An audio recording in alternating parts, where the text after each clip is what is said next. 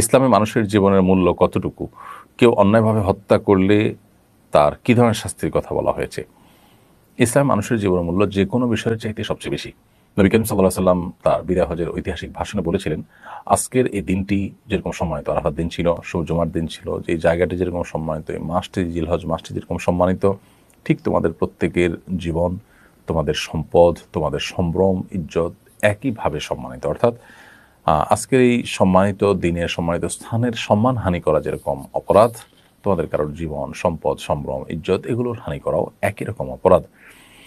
অতএব একজন মানুষের জীবনহানি করা এটা এত বড় অপরাধ যে কোরআনে কারিমে আল্লাহ রাব্বুল আলামিন বলেছেন, ফামান আহইয়াহা ফাকান্নামা আহইয়ান নাস জামিআ। যে ব্যক্তি কোনো মানুষের জীবন রক্ষা করলো, সে ব্যক্তি যেন গোটা বিশ্ব মানবতাকে রক্ষা করলো। আর যে ব্যক্তি কোনো একজন মানুষকে হত্যা করলো, সে ব্যক্তি যেন গোটা বিশ্ব মানবতাকে হত্যা করলো।